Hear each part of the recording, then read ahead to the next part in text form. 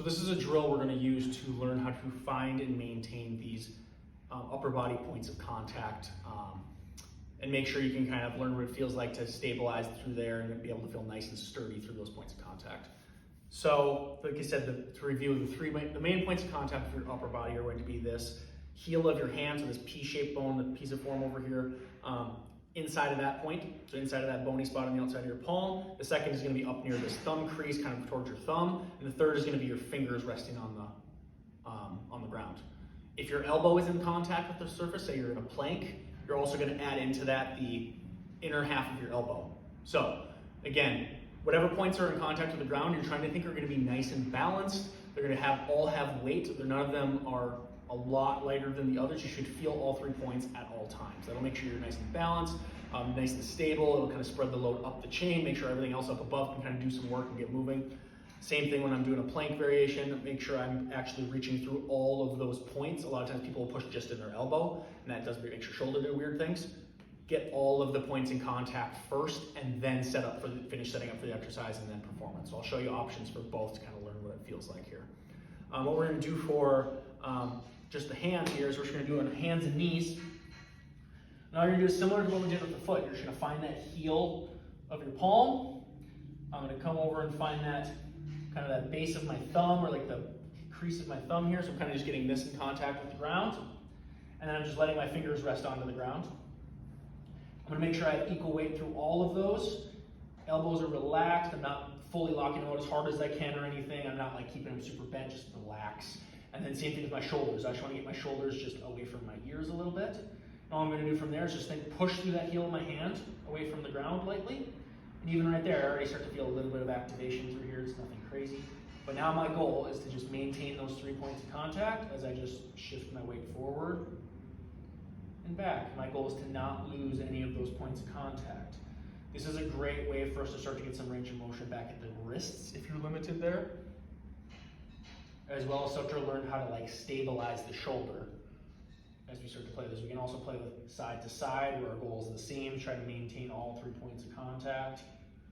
As I rock back and forth, I can actually feel my shoulders working pretty good as I go side to side.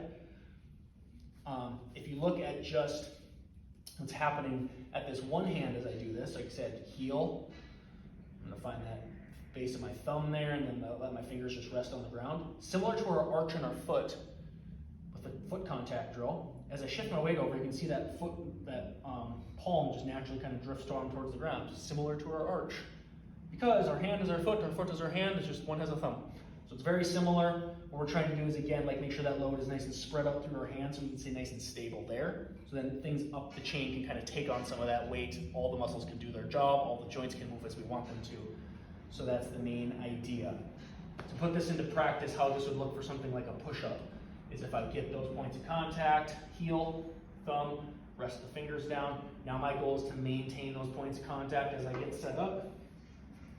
All I'm going to do is just focus on keeping those all in contact with the ground at all times. I'm going to push through the heel to come back up to the top. That'll make sure that I can actually get full motion at my shoulders. I don't get some weird hand twisty elbow sticking out thing happening as I get to the bottom. Find those points of contact first, then finish setting up. Try to maintain those points of contact as you go through. If we're doing something with the elbow involved, like I said, a nice one I like to do is just like a little mini, it's called an oblique sit. So I'm just gonna be sitting on my side of my hip here. If this is an uncomfortable position for you for any reason, don't worry about this one. You can practice it in a different way. We'll talk about it later.